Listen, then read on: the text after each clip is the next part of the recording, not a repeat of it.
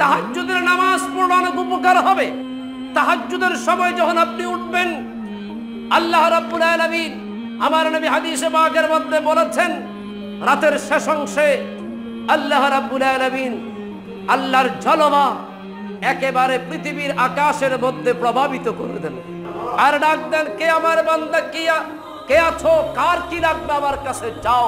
রাসূল বলে, ওই সময় যদি আল্লাহ তোমাকে তাহাজ্জুদ নামাজ পড়া অবস্থায় দেখে, তুমি যা চাইবে আল্লাহ তোমাকে তাই।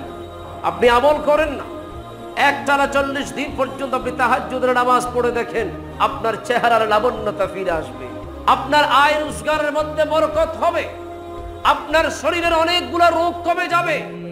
বিজ্ঞান বলছে, যারা খুব ভোরে ভোরে ঘুম থেকে উঠে তাদের রোগ বালাই কম হয়, কারণ সেই সুবহে সাদিকের সময় যেই রহমতের বাতাস প্রবাহিত হয়, বিজ্ঞান বলে এটা শান্তিযুক্ত বাতাস, আর আমাদের ভাষ্য মতে এটা মদিনার নবীর রওজা পাক থেকে আসা বাতাস, যেই বাতাস দিয়ে গোটা পৃথিবীকে আল্লাহ স্তব্ধ করে দেন, শান্তিযুক্ত করে দেন। ওই মদিনায় তো যেতে পারবো না, মদিনার থেকে আসা বাতাস যদি আমার আপনার গায়ে লাগে, খোদার কসম শরীরের রোগ ভালো হয়ে যাবে। ना कोई आप जैसा होगा, ना कोई आप जैसा था, कोई यूं सबसे पूछे मुस्तफा का हुस्न कैसा था। अऊज़ु बिल्लाहि मिनश शैतानिर रजीम, बिस्मिल्लाहिर रहमानिर रहीम। यसअलुहु मन फिस समावाति वल अर्दि कुल्ला यौमिन हुवा फी शान। सदक़ल्लाहुल अलियुल अज़ीम व सदक़ रसूलुहुन नबियुल हबीबुल करीम व नहनु अला ज़ालिका मिनश शाहिदीन शाकिरीन वल्हम्दुलिल्लाहि रब्बिल आलमीन। मौलाया सल्लि व सल्लिम व बारिक अलैहि। আমি মানুষ হতে পারি অতি নগণ্য, আমি মানুষ হতে পারি অতি নগণ্য, আমার মালিক মওলা জগৎ বরণ্য, আমার মালিক মওলা জগৎ বরণ্য। আমি প্রেমিক হতে পারি জীর্ণ শীর্ণ, আমি প্রেমিক হতে পারি জীর্ণ শীর্ণ, যাকে ভালোবাসি তিনি অতি অনন্য, যাকে ভালোবাসি তিনি অতি অনন্য। আমি মানুষ হতে পারি অতি নগণ্য, আমি মানুষ হতে পারি অতি নগণ্য। উপস্থিত ঐতিহ্যবাহী হাজী আব্দুর রশিদ চৌধুরী শাহী জামে মসজিদে পবিত্র শাবানুল মুবারাকার দ্বিতীয় জুমা আদায় করার মানসে আগত মুসল্লিনে কেরাম, আমার মুরব্বী বাবারা, নওজওয়ান যুবক ভাইয়েরা, বন্ধুরা, ছোট্ট ছোট্ট মাসুম বাচ্চারা, মাইকের আওয়াজের পর্দানশীল মা ও বোনেরা, রাহমানি ওয়া রাহমাকুমুল্লাহ, আসসালামু আলাইকুম ওয়া রাহমাতুল্লাহি তাআলা ওয়া বারাকাতুহু। আল্লাহর দরবারে শুকর গুজার করি, আল্লাহ রাব্বুল আলামিন আমাদেরকে শাবানুল মুবারাকার বরকতময় এই মাসে জুমার নামাজ আদায় করার জন্য সুস্থ শরীরে সুস্থ মাথায় আমাদেরকে মসজিদ নামের জান্নাতে প্রবেশ করে ইবাদতে মগ্ন হওয়ার তৌফিক দান করেছেন। প্রত্যেকে মুনিবের দরবারে শুকর গুজার করে পড়ি আলহামদুলিল্লাহ। সেই নবী কায়নাতের দরবারে শুকর যে রাসূল কায়নাত সাল্লাল্লাহু আলাইহি ওয়াসাল্লাম আমাদেরকে বড় মায়া করে মুহাব্বত করে উম্মত হিসেবে স্বীকার করে গ্রহণ করে নিয়েছেন, সেই নবীর শুকর প্রত্যেকে প্রাণ ভরে পড়ি ইয়া রাসূলুল্লাহ। মুআজ্জাজ হাজিরিন, সম্মানিত মুসলিমিন কেরাম, আসুন আমরা ধারাবাহিকভাবে প্রতি জুমায় খুতবায় সংযুক্ত আয়াত যখন তিলাওয়াত করি। বিসমিল্লাহির রহমানির রহিম। ইয়াসআলুহু মান ফিস সামাওয়াতি ওয়াল আরদি কুল্লু ইয়াউমিন হুয়া ফি শান। আলহামদুলিল্লাহ। 55 নম্বর সূরা, সূরা আর রহমানের 29 নম্বর আয়াত। আল্লাহ রাব্বুল আলামিন বলছেন ইয়াসআলুহু মান ফিস সামাওয়াতি ওয়াল আরদ। মহাকাশ মণ্ডলে পৃথিবীতে যারা রয়েছে তারা ইয়াসআলুহু আমার কাছেই প্রার্থনা জানায়। কুল্লু ইয়াউমিন হুয়া ফি শান, প্রতিনিয়ত তিনি মর্যাদায় বিরাজমান। সুবহানাল্লাহ। এখানে একটি আল্লাহ, দুটোই আল্লাহর শান।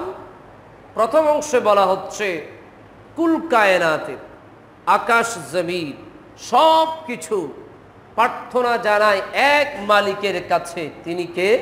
আল্লাহ।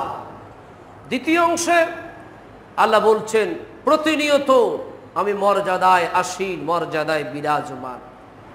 তো আমি আজকে এই যে প্রথম অংশে মাটিতেও যা আছে, আকাশেও যা আছে, সব কিছু যেই মালিকের দরবারে প্রার্থনা জানায়। সকালবেলায় আমরা ঘুম থেকে উঠে যারা হাঁস মুরগি লালন পালন করে তারা বুঝতে পারবেন ফজরের আজানের পরপরই হাঁস মুরগির সেই বাসস্থানে আওয়াজ হয়, তারা জেগে ওঠে। ছোট ছোট পাখি কিচির মিচির করে, বাতাস প্রবাহিত হয়, ধীরে ধীরে সূর্যের আলো উদ্ভাবিত হয়। এগুলো সবগুলো দিন শুরুতে আল্লাহর ইবাদতে মগ্ন হয়। এইভাবে সারাদিন আল্লাহর ইবাদতে নিজেকে লিপ্ত রাখি। সুতরাং আমাদের সবার ইবাদতের একজন উপাস্য, একজন পূজনীয়, একজন ভজনীয়, একজনই ইবাদতের মালিক, তিনার নাম আরেকটু জোরে বলেন, তিনি কে? আল্লাহ। ওই আল্লাহর পথে আমরা কষ্ট করে নামাজ পড়ছি, আমাদের বিশ্বাস ভক্তি আল্লাহ একদিন আমাদেরকে বান্দা থেকে বন্ধু বানিয়ে নেবেন, এই আশা বিশ্বাস আমাদের মধ্যে আছে কিনা? থাকাটা স্বাভাবিক না অস্বাভাবিক? স্বাভাবিক। তো এই আশার জন্য আমাদেরকে আরো কিছু কাজ করতে হবে। সেটি হলো আল্লাহর ইবাদতের মধ্যে কতগুলো বিভক্তি আছে, বিভাজন আছে, ক্লাসিফিকেশন আছে, শ্রেণীভেদ আছে। 5 ওয়াক্ত নামাজ আমরা পড়ছি, এটা আমাদেরকে পড়তে হবে, এটা ফরজ। এর পাশে পাশে আল্লাহর আরেকটি ইবাদত করতে হবে, দাসত্ব করতে হবে, যেটার দ্বারা আপনি 5 ওয়াক্ত নামাজ পড়ছেন, আল্লাহকে ডাকছেন, আল্লাহ আপনার ডাকে সাড়া দিলেও ভালো, না দিলেও ভালো। কিন্তু এমন একটি ইবাদত, এমন একটি প্রার্থনা, এমন একটি পজিশন আছে, আপনি যদি নিজের সাথে সেটাকে যুক্ত করে নিতে পারেন, আল্লাহ আপনার খবর নেবেন। তো সেই বিষয় থেকে আজকে আমরা কিছু কথা শুনব সালাতুত তাহাজ্জুদ, তাহাজ্জুদ নামাজ নিয়ে। কি নিয়ে? আমাদের আজকের মূল আলোচনার টপিক হলো তাহাজ্জুদ। এই তাহাজ্জুদ নামাজ এটা একটা নফল নামাজ, সুন্নত নামাজ যাই বলেন, কিন্তু এই নামাজের এতটুকুর উপকারিতা বান্দাকে আল্লাহর কাছাকাছি পৌঁছে দেয়। তাহাজ্জুদ নামাজ, তাহাজ্জুদ তো তাদের জন্য যারা 5 ওয়াক্ত নামাজ পড়ে, ঠিক কিনা? কোরআনে পাকে তাহাজ্জুদের ব্যাপারে কথা এসেছে 73 নম্বর সূরা, সূরা আল মুজাম্মিল 1 এবং 2। আল্লাহ বলছেন ইয়া আইয়ুহাল মুজাম্মিলু কুমিল লাইলা ইল্লা কালিলা।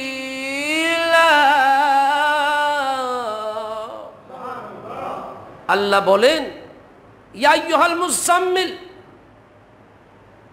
হে বস্ত্রাচ্ছাদনকারী, ল্যাপ গায়ে দিয়ে বা যেটাই আমরা গায়ে দিয়ে ঘুমাই, কিছু একটা তো ব্যবহার করি। আমার রাসূল পাককে আল্লাহ রাব্বুল আলামিন বড় মজার ভাষা দিয়ে ডেকেছেন, ইয়া আইয়ুহাল মুজাম্মিল। আমার রাসূল পাক ল্যাপ মোবারক বা কোনো কাঁথা মোবারক গায়ে দিয়ে ঘুমাচ্ছেন। আমার নবী আল্লাহ আমার নবীকে ওই অবস্থার পারিপার্শ্বিক অবস্থা দেখে আমার নবীকে ওই অবস্থা ধরে ডাক দিয়েছেন। কি মজার ব্যাপার! আল্লাহ বলছেন, হে বস্ত্রাচ্ছাদনকারী, কুমিল লাইলা ইল্লা কালিলা, উঠুন রাতের বেলায় অল্প সময় ব্যতীত, অর্থাৎ রাসূল আপনি উঠুন, তাহাজ্জুদের নামাজ পড়ুন। কে বলছেন? আরো জোরে। 32 নম্বর সূরা সিজদার 16 নম্বর আয়াত আল্লাহ বলছেন, তানাজাফা জুনুবুহুম আনিল মাদাজি'i ইয়াদউনা রাব্বাহুম খাউফান ওয়া তামাআন ওয়া মিম্মা রাযাকনাহুম ইউনফিকুন। আল্লাহ বলছেন, তাতাজাফা ইয়া জুনুবুহুম আনিল মাদাজি', আর বিছানা থেকে তাদের পার্শ্ব ত্যাগ করে তাদের প্রভুকে ডাকতে ডাকতে, ইয়াদউনা রাব্বুহুম তাদের প্রভুকে ডাকতে ডাকতে, খাউফান ভয়ে, ওয়া তামাআন ক্ষুধার্ত, ওয়া মিম্মা রাযাকনাহুম ইউনফিকুন যা আমি রিজিক দিয়েছি তা থেকে তারা খরচ করেন। অর্থাৎ তারা ঘুমিয়েছে, ঘুমের বিছানা থেকে বিছানাকে এক পার্শ্ব করে রাত্রবেলায় উঠে আল্লাহর ইবাদতে মগ্ন হয়েছে। তারা ক্ষুধার্ত, এরপরেও আল্লাহর ভয়ে আল্লাহর আশায় আল্লাহর দেওয়ার রিজিক থেকে মানুষকে দান করেছে। আল্লাহ রাব্বুল আলামিন ওই জাতীয় মানুষের বর্ণনা কোরআনুল কারীমের মধ্যে আল্লাহ যুক্ত করে দিয়েছেন। আমি দুটো আয়াত বললাম তাহাজ্জুদের ব্যাপারে। একটি হাদিস শরীফ আপনাদের সামনে তুলে ধরি। মুসলিম শরীফে কিতাবুস সিয়ামে বাবু ফদলুস সাওমিল মুহররম, হাদিস নাম্বার 1163। হাদিসের ইবারত, আন আবি হুরায়রা রাদিয়াল্লাহু তাআলা আনহু قال قال رسول الله صلى الله عليه وسلم أفضل الصيام بعد رمضان شهر الله المحرم وأفضل الصلاة بعد الفريضة صلاة الليل। سبحان الله। আল্লাহর নবীর সাহাবী সাইয়্যিদুনা আবু হুরায়রা রাদিয়াল্লাহু তাআলা আনহু বলেন, আল্লাহর নবী বলেছেন, আফদালুস সিয়াম বাদা রমাদান শাহরুল্লাহিল মুহররম, রমজান মাসের পরে সবচাইতে ফজিলতওয়ালা রোজা হলো মুহররমের রোজা। ওয়া আফদালুস সালাতি বাদাল ফরিদাতি সালাতুল লাইল, ফরজ নামাজের পরে সবচাইতে ফজিলতওয়ালা নামাজ হলো রাতের নামাজ। রাতের নামাজ মানে তাহাজ্জুদকারী বান্দা শয়তান থেকেও মুক্ত থাকে। সুবহানাল্লাহ।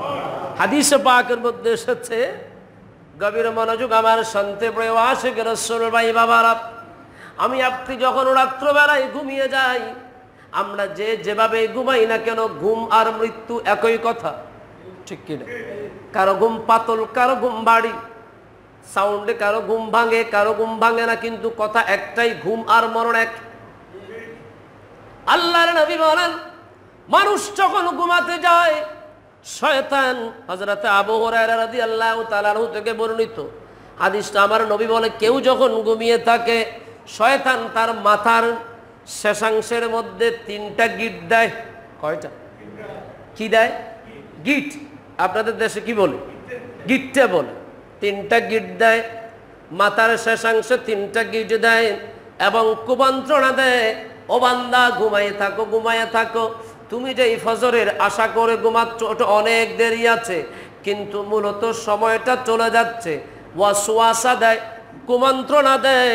আমার নবী বলে, যেই মাত্র আল্লাহর কোন বান্দা ঘুম থেকে উঠে যায়, তাহাজ্জুদের সময় উঠে যায় এবং আল্লাহর জিকির করে, আমরা ঘুম থেকে ওঠার সাথে সাথে আল্লাহর শুকর করি কি করি না? দোয়া আছে না, ঘুম থেকে ওঠার দোয়া আছে না? ওই দোয়াটাই আল্লাহর জিকির। আমরা যখন আল্লাহর জিকির করি, 1 নাম্বার গিটটা খুলে যায়, আর তাকে কয়টা? 2টা। আমার নবী বলেন, এরপরে যখন বান্দা তড়িঘড়ি করে ওযু করে, 2য় গিটটাও খুলে যায়। আমার ভাই বাবারা, আরেকটি হলো তাহাজ্জুদের নামাজ আদায়ের মধ্যে আমার নবী বলেন, ওযু করলে 2 নাম্বার গিট খুলে যায়। যেই মুহূর্তে বান্দা তাহাজ্জুদের নামাজের জন্য দাঁড়িয়ে যাবে, নবী আমার জবান দিয়ে বলে, সবগুলো গিট খুলে যায়। ওই মানুষটা শয়তানের কুমন্ত্রণা থেকে বেঁচে যায়। জোরে বলুন। আপনি দেখবেন, আপনি ঘুমানোর প্রথমের ঘুমের চাইতে শেষের ঘুমটার মধ্যে একটু মজা বেশি। শেষের ঘুম থেকে উঠতে ইচ্ছে করে না, কারণ প্রথম ঘুম স্বভাবজাত ঘুম, আপনি এমনিতেই ঘুমাবেন, তখন শয়তানের কোনো ডিউটি থাকে না। ডিউটিটা হয় শেষ রাতে, যখন আপনি তাহাজ্জুদে উঠতে চাইবেন, ফজরের সময় উঠতে চাইবেন, শয়তান আপনাকে কুমন্ত্রণা দেবে, ঘুমের মধ্যে আরো আরামদায়ক পরিবেশ সৃষ্টি করে দেবে। আমার নবী বলে, বান্দা যখন উঠে যায়, গিট খুলে যায়, কুমন্ত্রণা চলে যায়। জোরে বলুন সুবহানাল্লাহ। হযরতে আলী রাদিয়াল্লাহু তাআলা আনহু একটা কোটেশন কোট করেছেন, সেটি হলো, যারা ইবাদতে আধ্যাত্মিক জগতে ঊর্ধ্বগমন করতে চান, ঊর্ধ্বগমন করেছেন, তরিকতের শেখ যারা নিজের নফসটাকে নিয়ন্ত্রণ করেছেন, শেখ হয়েছেন। শেখ মানে এমনি নামের আগে লিখলে শেখ হয় না, শেখের অনেক গুরুত্ব আছে। এখন অনেক শেখ হাটে বাজারে মরিচ বিক্রি করে, এটাই সেই শেখ নয়। শেখ বলা হয় একজন তরিকতের ঊর্ধ্বগমনের একজন মানুষকে। আমরা এই শব্দটাকেও অপব্যবহার করছি। আমাদেরকে বোঝা উচিত শেখ কাকে বলে। শেখ ব্যবহার হয় গৌসে পাক আব্দুল কাদের জিলানীর নামে, শেখ মুহিউদ্দিন আব্দুল কাদের জিলানী, ওটাও শেখ। আমার ঘরের সামনেও একটা শেখ। 2 শেখের মধ্যে কোনো তুলনা আছে? কোনো তুলনা নাই। ওটা শেখ, যার নাম এখনো বিনা উজুতে নিলে 2.5টা ক্যাশ পড়ে যায়। সুতরাং আমাদেরকে শব্দ ব্যবহারের ব্যাপারেও হিসাব নিকাশ করে ব্যবহার করতে হবে। যতজন শেখ হয়েছেন, তরিকতের মুরব্বী হয়েছেন, মাওলানা আলী মুশকিল কুশা বলছে, তাহাজ্জুদের নামাজ ছাড়া কেউ হতে পারে নাই। জোরে বলবেন না সুবহানাল্লাহ? তাহলে বোঝা যায়, আপনি যদি তরিকতের উৎকর্ষতা সাধন করতে চান, আপনার জন্য তাহাজ্জুদ নামাজ পড়া লাগবে। সুবহানাল্লাহ। তাহাজ্জুদ নামাজ আপনাকে পড়তে হবে, তাহাজ্জুদ নামাজ পড়বেন। এবার আমি আপনাদেরকে দুটো হাদিসে পাক বললাম, 2টো কোরআনের আয়াত বললাম তাহাজ্জুদের ব্যাপারে। এখন আমাদেরকে জানতে হবে তাহাজ্জুদের সময় কোনটা। আমরা অনেকেই বিভ্রান্তির মধ্যে আছি। তাহাজ্জুদের সময়টা ইশারের নামাজের পর থেকেই শুরু হয়, সুবহে সাদিকের আগ পর্যন্ত। কিন্তু এখানে একটা কন্ডিশন আছে, এটা আপনারা হয়তো অনেকে জানেন, অনেকে জানেন না। আমরা অনেকে আমাদেরকে প্রশ্ন করেন, হুজুর আমি তো ঘুম থেকে উঠতে পারি না, এজন্য 12টার পরে ঘুমানোর সময় আমি 2 রাকাত তাহাজ্জুদের নামাজ পড়ে ঘুমিয়ে যাই। এটা কি হবে? আমার ভাই, প্রথম কথা হলো, আপনি 12টায় ঘুমাবেন কেন? আমাদের কৃষ্টি কালচারগুলো ইসলাম বিরোধী হয়ে গেছে। আমার মতন হুজুরকে দাওয়াত দিলে মাইক দিবে রাতে 3টে। আমার এখনো মনে পড়ে, আমার এক মাহফিলের জীবনে আমি আসার পরে ঘুমে রাত 1টা বাজে উঠে, পরে গাড়িতে করে 3টা বাজে গিয়ে মাইক ধরছি। আজীব ব্যাপার। রাসূল পাক সাল্লাল্লাহু আলাইহি সাল্লামের হাদিস, আমার নবী ইশারের নামাজের পরে জাগতিক কোনো সালিশ বিচার জগতের কোনো কাজকর্ম করতেন না, আমার নবী ঘুমিয়ে যেতেন।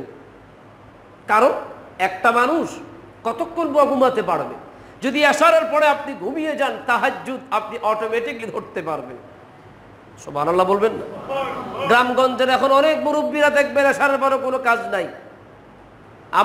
আপনাদের পয়সাওয়ালা মানুষ, এদিকে আপনারা ধনাঢ্য এরিয়া, আমাদের গ্রামগঞ্জে এখনো দেখি এশারের পরে, এশারের নামাজ পড়ে এসে মুরব্বী ভাত টাত খেয়ে একেবারে ঘুমিয়ে পড়েছে, 9টা বাজে সবকিছু ক্লিয়ার, তাহাজ্জুদের আগেই উঠে গেছে। এটা হচ্ছে রাসূলুল্লাহর সুন্নত।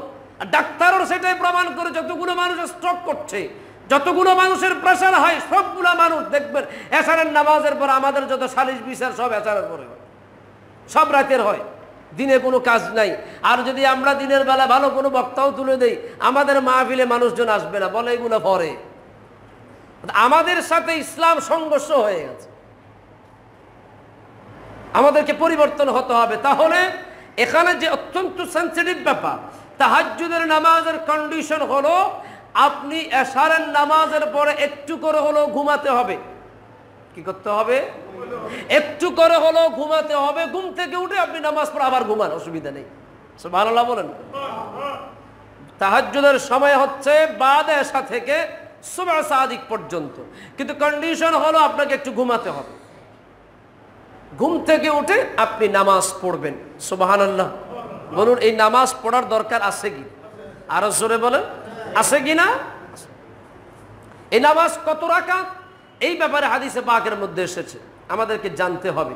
এটা খুবই সহজ একটা ব্যাপার, খুব কঠিন না। বুখারী শরীফে বাবুত তাহাজ্জুদ বিল লাইল, একটি বাব এসেছে বুখারী শরীফের হাদিসে, বাবু কিয়ামিন নবী বিল লাইল ফি রমাদান, হাদিস নাম্বার 1147।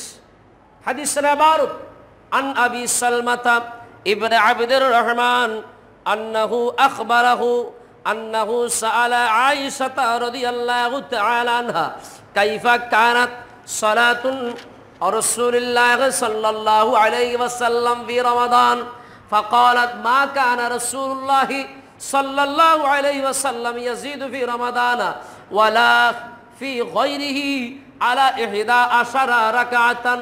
আল্লাহর নবী রাসূল পাকের অন্যতম স্ত্রী আমাদের আম্মাজান আয়েশা সিদ্দিকা রাদিয়াল্লাহু তাআলা আনহাকে জিজ্ঞেস করা হলো, আল্লাহর নবী রমজানের মধ্যে তাহাজ্জুদের নামাজ কত রাকাত পড়তেন?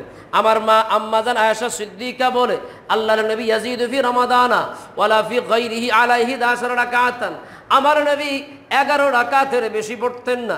ইউসাল্লি আরবাআ, আমার প্রতি 4 রাকাত নামাজ পড়তেন।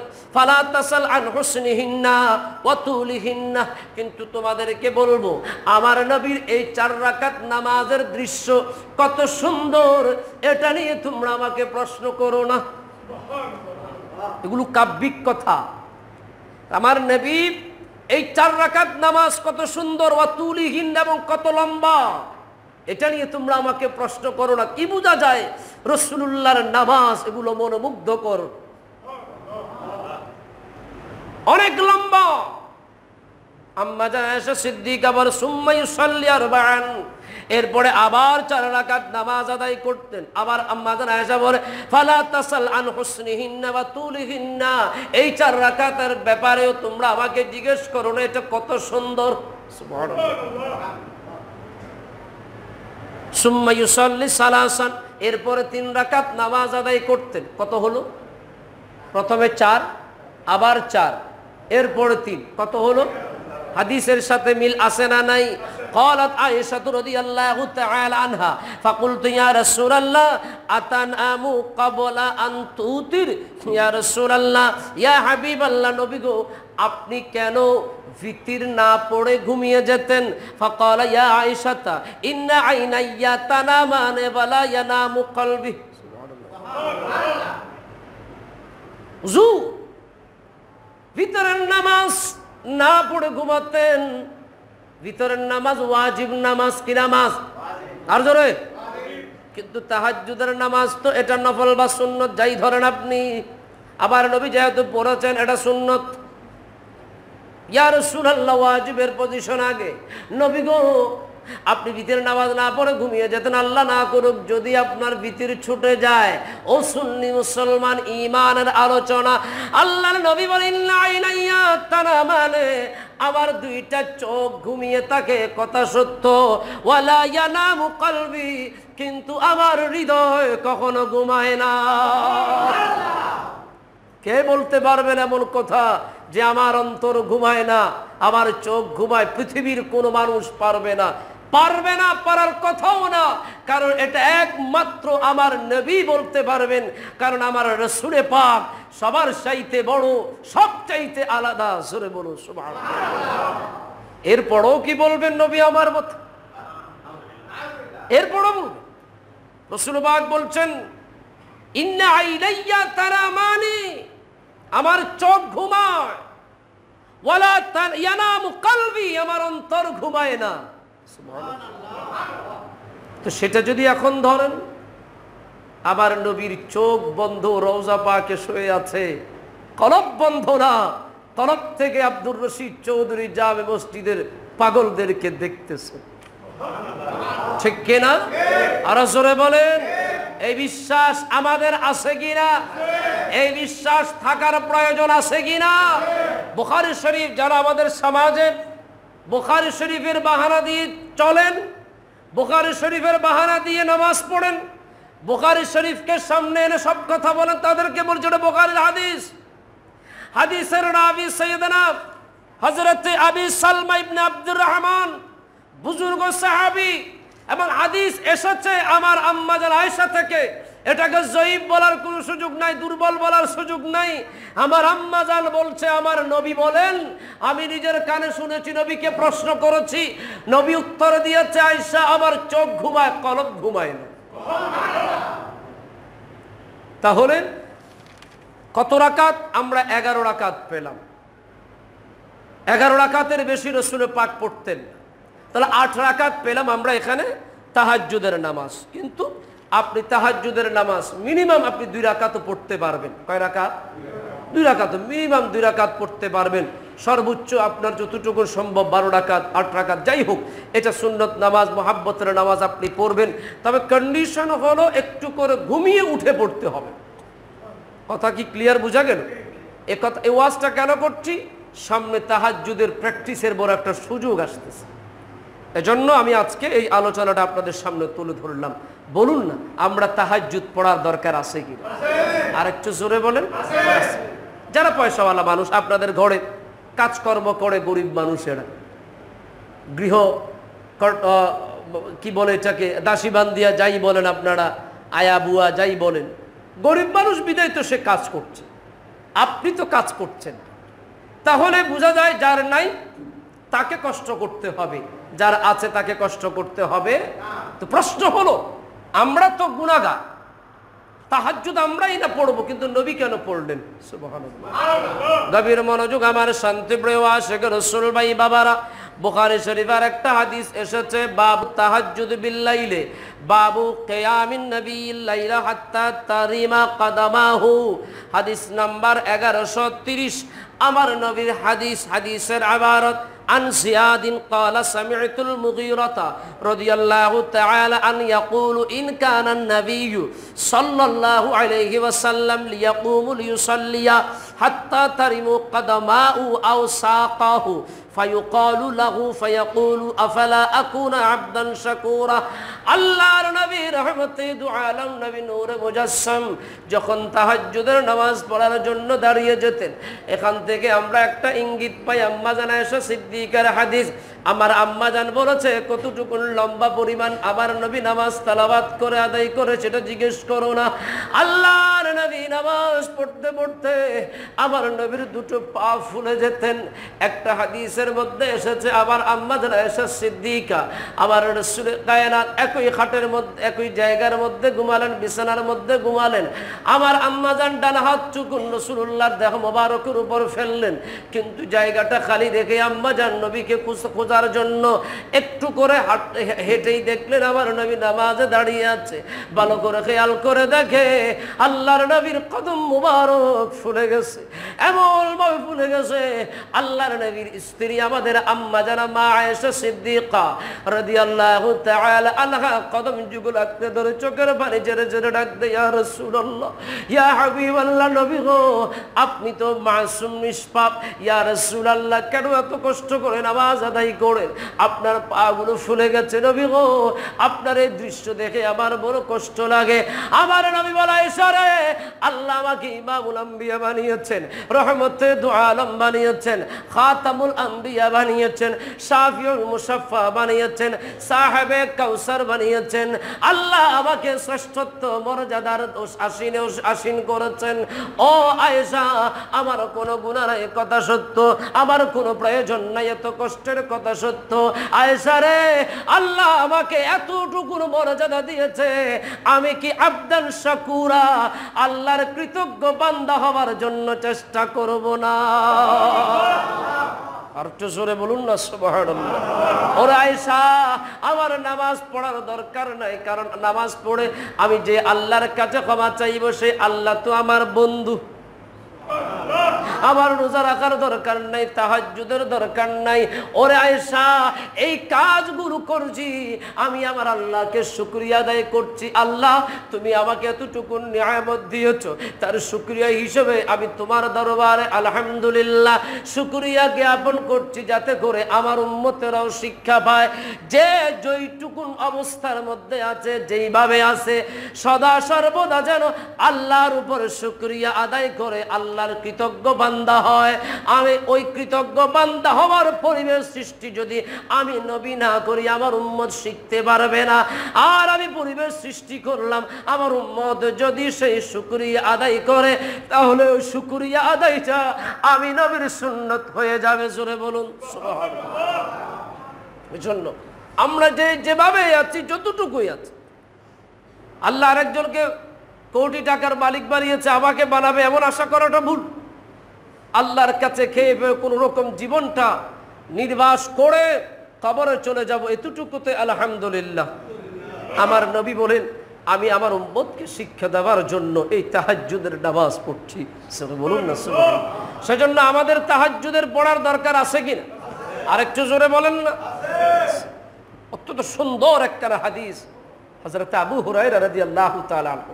আমার মা বোনরা বিষয়টা লক্ষ্য করবেন, ইসলাম যে কত সুন্দর করে, ইসলাম আপনি যেটা ভোগ করবেন ওই ভোগের ভিতরে ইবাদত ঢুকিয়ে দিয়েছেন। যেই ভোগ দুপুর বেলা গিয়ে ভাত খাবেন, আপনার খাবার বিধর্মীর খাবার, দাদা বাবুর খাবার, ব্যস্ত আছে কিনা? এই তো আমি এখন লাইন ক্রস করে ফেললাম, নিজের কন্ট্রোলে রাখা সম্ভব না। আসলে অন্যায়ের প্রতিবাদ না করলে জিহ্বা আমারটা কাটা যাবে আগে, ঠিক কিনা? এদেশের পরিস্থিতি যা, মসজিদে ঢুকতে দাদা বাবুর অনুমতি লাগবে, কি দেখবেন কদিন পরে মুসলমান থাকবেন না। কিয়ামতের আগে মুসলমানরা লাথি খাবে, মার খাবে, মুসলমান নিষ্পেষিত হবে। হচ্ছে মুসলমানের খাসলতে, ওই দেশে না হচ্ছে, আমার দেশ ভালো। খেয়াল রাখবেন, বারবার একটা কথা বলি, সুরাইয়া পথ চিনলে আপনার ভাইয়ের ঘরের পরের সিরিয়াল আপনারটা। তো যাই হোক, আমরা তো এখন স্বাধীন দেশের পরাধীন আলেম। আমরা কিছু বললে চাকরি থাকবে না, পয়সা বন্ধ করে দিবেন, বউ পোলা নিয়ে রাস্তায় বসবে, জন্য কিছু বলতেও পারি না।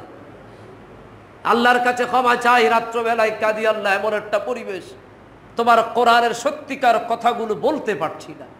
পেট দিয়েছ ওই পেটের জন্য, যদি পেটটা না দিত জীবনটা নিয়ে চিন্তা করতাম না। আমার ভাইয়েরা, যে পার্টি করেন না করে চিন্তা করে দেখেন আপনি কি করছেন, কোথায় সমর্থন করছেন। সাবধান, সতর্ক। হাদিসে পাকে এসেছে, আসসুকুতু, চুপ থাকা, এটা সমর্থনের লক্ষ্য। আমার ভাইয়েরা, আল্লাহ আমাদেরকে কোরআনের বিষয়গুলো বোঝার তৌফিক দান করুন। আরো জোরে বলুন আমিন। কোরআন, যাক, আবার আমার জন্য দোয়া করবেন, আমি যেন স্থিতিশীল থাকতে পারি। আল্লাহ বুঝার তৌফিক দান করুক, আমিন। বলতে চাচ্ছিলাম, আপনি যে দুপুরে ভাত খাবেন, সে খাওয়ারও একটা সুন্নতি তরিকা আছে কিনা? আপনি খাবেন ভাত, আপনার ভোগ হবে, উপভোগ হবে, পেট ভরবে, কিন্তু আমার নবীর তরিকায় খেলে সেটা ইবাদত হয়ে যাবে। আমার নবীর তরিকায় খেলে সেটা ইবাদত হয়ে যাবে। ইসলামী সুন্নাত মতো খেলে সেটা ইবাদত হয়ে যাবে। সুবহানাল্লাহ।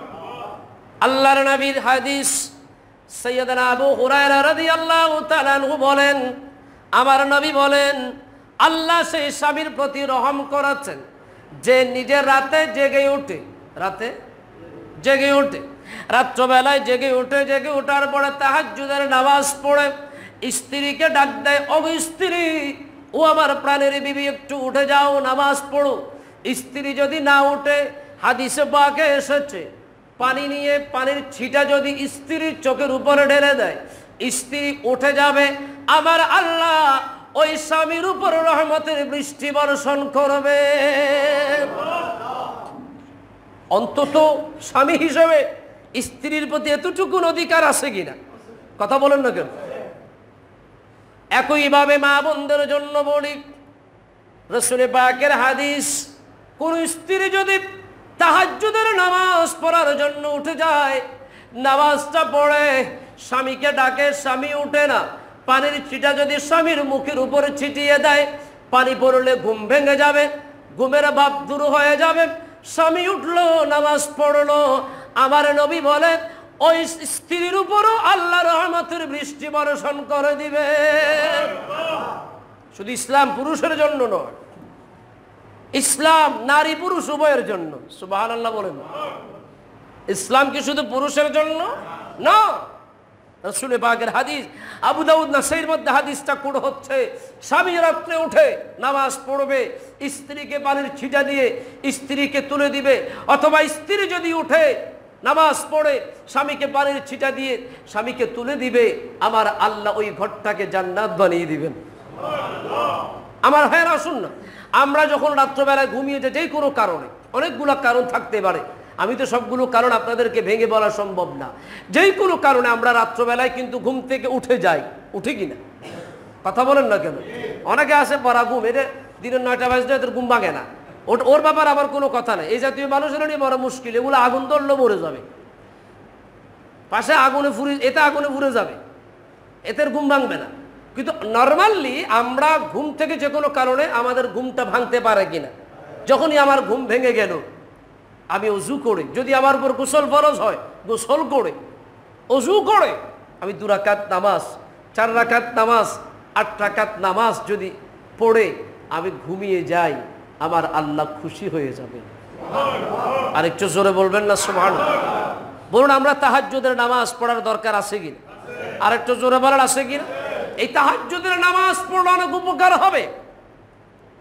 তাহাজ্জুদের সময় যখন আপনি উঠবেন, আল্লাহ রাব্বুল আলামিন, আমার নবী হাদিসে পাকের মধ্যে বলেছেন, রাতের শেষ অংশে আল্লাহ রাব্বুল আলামিন আল্লাহর জলবা একেবারে পৃথিবীর আকাশের মধ্যে প্রভাবিত করে দেন, আর ডাক দেন, কে আমার বান্দা, কে আছো, কার কি লাগবে আমার কাছে যাও। রাসূল বলে, ওই সময়ে যদি আল্লাহ তোমাকে তাহাজ্জুদ নামাজ পড়া অবস্থায় দেখে, তুমি যা চাইবে আল্লাহ তোমাকে তাই দিবে। আপনি আমল করেন না, একটানা 40 দিন পর্যন্ত আপনি তাহাজ্জুদের নামাজ পড়ে দেখেন, আপনার চেহারার লাবণ্যতা ফিরে আসবে, আপনার আয় রোজগারের মধ্যে বরকত হবে, আপনার শরীরের অনেকগুলো রোগ কমে যাবে। বিজ্ঞান বলছে, যারা খুব ভোরে ভোরে ঘুম থেকে উঠে তাদের রোগ বালাই কম হয়, কারণ সেই সুবহে সাদিকের সময় যেই রহমতের বাতাস প্রবাহিত হয়, বিজ্ঞান বলে এটা শান্তিযুক্ত বাতাস, আর আমাদের ভাষ্য মতে এটা মদিনার নবীর রওজা বাগ থেকে আসা বাতাস, যেই বাতাস দিয়ে গোটা পৃথিবীকে আল্লাহ স্তব্ধ করে দেন, শান্তিযুক্ত করে দেন। ওই মদিনায় তো যেতে পারবো না, মদিনার থেকে আসা বাতাস যদি আমার আপনার গায়ে লাগে, খোদার কসম শরীরের রোগ ভালো হয়ে যাবে।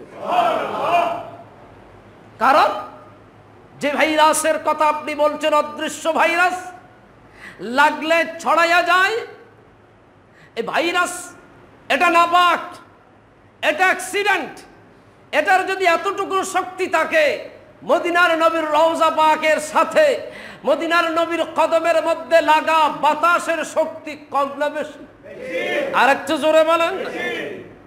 সেই বাতাস যদি আপনি নিতে চান, আপনাকে উঠতে হবে তাহাজ্জুদের সময়। সুবহানাল্লাহ, আরো জোরে বলেন। সেজন্য আমরা তাহাজ্জুদের নামাজ পড়ার দরকার আছে কিনা? আসুন একটু পরিবর্তন হই, আমরা একটু পরিবর্তন হই, আমরা তাহাজ্জুদের নামাজ একটু অভ্যস্ত হই। চাইলে আমরা পারবো। একটু তাড়াতাড়ি আমরা ঘুমিয়ে যাব, একটু তাড়াতাড়ি। অহেতুক আমরা আমাদের বাচ্চাদেরকে রাতে 2টা-3টা পর্যন্ত সজাগ রাখি। এগুলো শিশুদের মেধা বিকাশের মধ্যে বড় প্রতিবন্ধকতা সৃষ্টি হবে। আপনি বাচ্চাকে পড়াচ্ছেন early to bed early to rise, সকাল সকাল ঘুমায় যারা সকাল সকাল উঠে। ইংরেজি কবিতা পড়াচ্ছেন ঠিক, কিন্তু কাজ করছেন উল্টাটা। কথা বলেন না? কেজি স্কুলে যারা পড়ায়, এই কবিতাগুলো পড়াইতো আমার মাদ্রাসার বাচ্চাদেরকেও, এই ছোট ছোট বাচ্চাদেরকে এগুলো শেখানো হয়। দেখি কথাগুলো খুব সুন্দর। বাচ্চাদেরকে তাড়াতাড়ি ঘুম পাড়িয়ে দেবেন, তাহলে বাচ্চারা ওদিকে সকালে তাড়াতাড়ি উঠে যাবে। এদেরকে আর স্কুলে বা মাদ্রাসায় নিতে বায়না করা লাগবে না। জোরে বলুন ঠিক কিনা? কথা বলেন। এজন্য আমরা তাহাজ্জুদ নামাজ পড়তে রাজি আছি কিনা? আরো জোরে বলেন আছে কিনা? আমি কাউকে হাত তোলায় ওয়াদা করব না, তবে আমি বলতে চাই জীবনের মধ্যে অসম্ভব, একেবারে পারছেন না, হচ্ছে না, আপনি একেবারে ডিপ্রেশনের মধ্যে আছেন, দুশ্চিন্তার মধ্যে আছেন, আজকে থেকে তাহাজ্জুদের নামাজ ধরেন। যদি মানুষকে খুশি করার জন্য না, তাহাজ্জুদের নামাজ পড়ে আসি, চায়ের দোকানে বললেন হয় তাহাজ্জুদের নামাজ শুনে আসি দিই, এ তো গেছে গোল্লায়। কিন্তু যদি মানুষকে খুশি করার জন্য না হয়ে স্রষ্টার খুশির জন্য যদি তাহাজ্জুদের অভ্যস্ত হতে পারেন, আমি আপনাকে বলতে পারি অন্যান্য 8-10টা মানুষের চাইতে আপনার শরীরটা সুস্থ এবং সবল থাকবে। সুবহানাল্লাহ বললেন। এই পরামর্শ যদি ডাক্তারের কাছে যাইতেন 1000 টাকা নিত। এমনি মসজিদের হুজুরে দিছে তো, ওই জন্য একটু গায়ে লাগে নাই আর কি। এমন একটা পরামর্শের জন্য 1000 টাকা টিকিট কাটি, অনেক ধরনের অনেক কিছু করেন, ঠিক না? অনেক কিছু করেন। আমরা এগুলো দেখি ফেসবুকে, বিভিন্ন রেফারেন্স দেখি আমরা, যে ঘুম থেকে উঠে খালি পেটে পানি খাও, পানি খেলে ভালো। আর এগুলো তো আমার নবী বলে গেছেন। সুবহানাল্লাহ বলেন। তা আমার নবী বিনামূল্যে বলেছে, এর জন্য গায়ে লাগে না। ডাক্তারের কাছে ভিজিট নিয়ে যায়, ডাক্তার যেটা বলে সেটা ডাক্তারেরটা শোনে, শুনবেন। মেডিসিন অবশ্যই প্রয়োজন, কিন্তু স্রষ্টার যেই নিযুক্ত মেডিসিনের পাহাড়গুলো আছে সেখান থেকে কিছু গ্রহণ করেন না। আপনি যদি আল্লাহর প্রেমে তাহাজ্জুদের নামাজ পড়তে পারেন, আপনার দেখা দেখা আপনার বিবি পড়বে, শর্মইল ভরিব। কথা বলেন। আমার জামাই পড়ে, আমার স্বামী পড়ে, আমি কেন পড়বো না? আপনি যদি পড়েন, বিবি যদি পড়ে, স্বামী তো লজ্জায় হলেও পড়বে। স্বামী স্ত্রী যখন তাহাজ্জুদ পড়বে, যুবক ছেলে প্রাপ্তবয়স্ক তাকেও ডেকে দিবেন, যুবক মেয়ে প্রাপ্তবয়স্ক তাকেও ডেকে দিবেন। গোটা ঘরটা তাহাজ্জুদের ঘর হয়ে যাবে, ওই ঘর আর কোনো চিন্তাই থাকবে না। আমার কথাগুলো আপনাদের অনেকের কলিজার মধ্যে আঘাত লাগে। ছেলেরে শান্ত করে ঘুমিয়ে রাখেন, যাক বাচ্চা পরে নামাজ পড়বে, আপনার ছেলের আপনি ফজরের সময় উঠান না, আপনি ব্যর্থ বাবা, আপনি ব্যর্থ মা।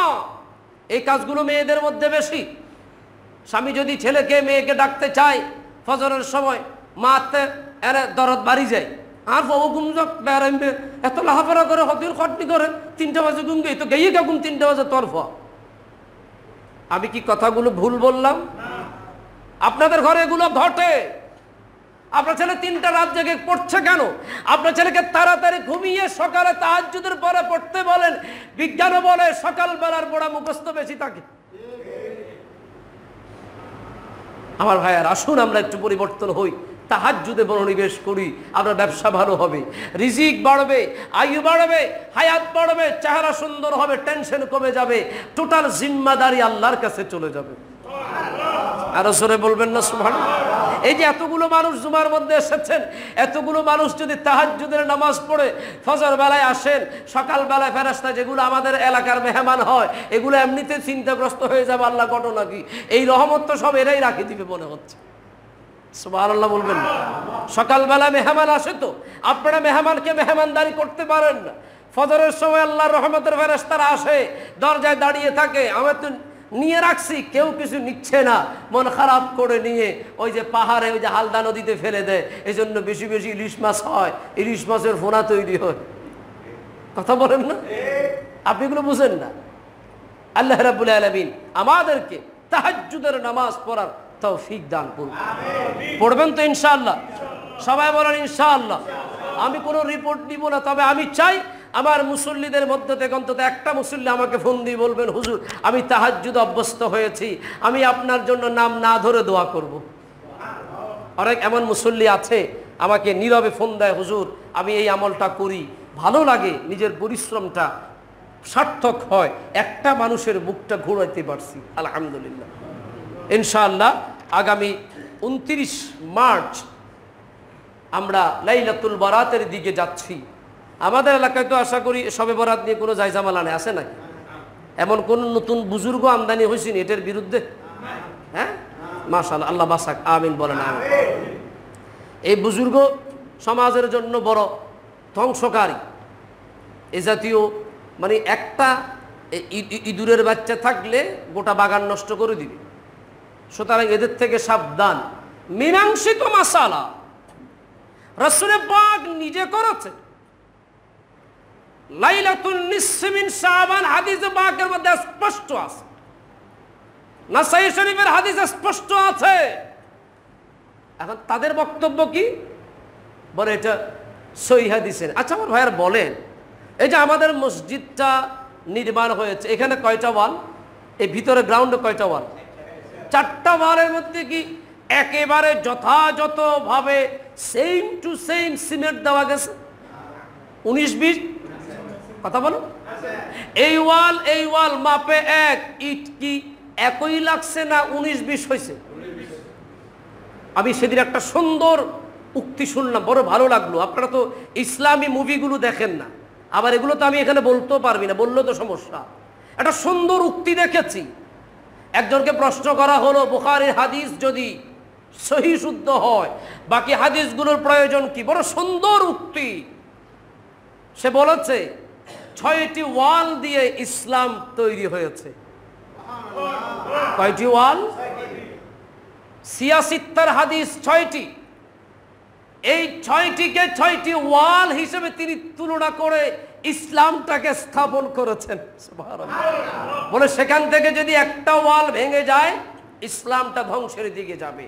ঠিক তেমনি ভাবে যারা সহিহ হাদিসের দোহাই দিয়ে নাসাই, তিরমিজি, আবু দাউদ, ইবনে মাজাহকে তারা তালাক দিতে চায়, লাথি মারতে চায়, এরা ঈমান চোর, এরা হাদিস চোর। কথা বলেন ঠিক কিনা? আপনার ঘর টাইলস করা, এসি করা, সব ঠিক আছে, একটা ওয়াল নাই, মানুষ আপনারে কি বলবে? আমার মুখ মতো করে বলেন বেকুব। কি বলবে? টাইলস করছে, এসি লাগাইছে, ওয়াল এটা দেয় নাই, অথবা ওয়াল ভেঙে গেছে, এটাকে কারেকশন করে নাই, এটাকে কি বলে, এটাকে রিপেয়ারিং করে নাই। কি বুঝাতে চাচ্ছি? রাসূল পাকের হাদিস, সবগুলো হাদিস আমার নবীর সাহাবারা যারা নবীকে দেখে দেখে হাদিসগুলো বর্ণনা করেছেন, ওই নবী পাকের হাদিসগুলো সবগুলো আমরা মানব। আমরা হাদিসগুলো একটার সাথে আরেকটার সামঞ্জস্য করে যেগুলো ফুকাহায়ে ইসলামরা মীমাংসিত সমাধান করে দিয়েছে, সেই মীমাংসিত সমাধান বিষয়ে নতুন করে টাই প্যান্ট পরা কোনো মোল্লা যদি ফতোয়া দেয়, আমরা এগুলা বাদাম ব্যাপারীর ফতোয়ার মতন মনে করি। কথা বলেন। চায়ের দোকানে বসলে আপনি দেখবেন এক কথায় মানে যিনি একেবারে কিছুই জানে না তিনি এগুলো কোরআন হাদিসও আছে না, এটা কোরআন আয়াত করে দাঁত তিন্ন ভাঙিব। কথা বলেন। তো এই আন্দাজের কথার দরকার নাই। এবার আপনাদেরকে আমি বলি, আমরা লাইলাতুল বারাতে রাত্রবেলায় কি করি? একটা মানুষকে ইবাদত থেকে কেন বঞ্চিত করছে? কোরআন শরীফ পড়ছে, তাহাজ্জুদের নামাজ পড়ছে, কিয়ামুল লাইল পড়ছে, সালাতুত তাসবিহ পড়ছে, মা বাবার কবর জিয়ারত করছে, ওলি আল্লাহর মাজার জিয়ারত করছে, দিনে রোজা রাখছে, হালুয়া রুটি দিচ্ছে, বলে এগুলা বেদাত। আরে ভাই, বেদাত হোক আর যাই হোক, মানুষকে খাওয়াচ্ছি, এটা বড় ইবাদত। কথা বলেন না কেন? ছোট ছোট বাচ্চাগুলো হালুয়া রুটি পেয়ে খুশি, আপনার জন্য দোয়া আসবে, ঠিক কিনা? আমার কাছে বড় আজীব লাগে মানুষকে খাওয়ানোর ব্যাপারে তাদের এত ফতোয়া। ইবাদতের ব্যাপারে তাদের এত ফতোয়া। আল্লাহর নবী হাদিসে পাকে বলেছেন তুতঈমুত তুআম, মানুষকে খানা খাওয়ানো এটা বড় ইসলামের বড় একটি ইবাদত। আমাদের সমাজে আপনারা হালুয়া রুটি বানান না? কথা বলেন না, বানান না? বানান। একটা মানুষ আরেকটা মানুষকে খাওয়াবে, এখানে এত ফতোয়াবাজির কি দরকার? আমি এটাই বুঝি না। এত মাসালা কেন বুঝেন? কই ওই হুজুরকে হাদিয়া দিতে, পয়সা দিতে, ওই হুজুরের মাদ্রাসার ব্যাংক অ্যাকাউন্টে টাকা পাঠা দিতে কোনো ফতোয়া খুঁজেন না। কথা বলেন। সুতরাং আমি বলবো এত ফতোয়াবাজির দরকার নাই। বেশি জ্ঞানী হলে নাস্তিক হয়ে যাবেন। মা বাবা মুরব্বীরা যে পথে গিয়েছে আমরাও সেই পথে ইনশাআল্লাহ যাব। মুরব্বীরা যদি ভুল করত তাহলে আমরা সেটা দেখতাম, কিন্তু মুরব্বীদের জীবনে তো আমরা ভুল দেখি না। মুরব্বীরা নবী ওলির দেখানো পথের মধ্যে ছিল, শবে বারাত, শবে মেরাজ, শবে কদর এগুলো পালন করেছে, আমরাও করছি, রাসূল পাকও করেছে, আউলিয়া কিরামও করেছে। এটাই আমাদের জন্য সমাধানকৃত মাসালা, ঠিক কিনা? সুতরাং 29 তারিখ হলে আপনারা মিনিমাম রোজা রাখবেন দুটি, মিনিমাম একটা রোজা রাখবেন না। রাসূল পাকের হাদিস হচ্ছে ইহুদি নাসারাদের সাথে তোমরা মিল রাখবে না, তোমাদেরকে আলাদা হতে হবে, যেহেতু তোমরা আমার উম্মত। মিনিমাম দুটো রাখবেন, পারলে 3টা রাখবেন, বেশি রাখলে আপনার কোনো অসুবিধা নাই। আর যেহেতু 15ই শাবান, 13, 14, 15 এটা এমনিতেও আইয়ামে বীজের রোজা। এই ব্যাপারে হুজুর গৌসুল আজম মাইজভান্ডারীও একটি কথা বলেছিলেন যে তোমরা আইয়ামের বীজের রোজা রাখিও। তাহলে এটা ইবাদত, আউলিয়া কিরামের মুখ নিঃসৃত বাণীগুলো ইবাদত। আপনারা রোজা রাখবেন, দান খয়রাত করবেন, মানুষকে খানা খাওয়াবেন, যাই হোক আল্লাহ রাখবে ইনশাআল্লাহ। আল্লাহ যদি আমাকে বাঁচিয়ে রাখে ইনশাআল্লাহ আমি এশারের নামাজ এখানে এসে পড়ব। আমরা এশারের পরে আমরা ইবাদত বন্দেগীতে ইনশাআল্লাহ মনোনিবেশ করব। আল্লাহ আমাদের সবাইকে আল্লাহর ইবাদতে মশগুল থাকার তৌফিক দান করুক, আমিন। ওয়া আখির দাওয়ানা আলহামদুলিল্লাহি রাব্বিল আলামিন। আসসালামু আলাইকুম ওয়া রাহমাতুল্লাহ।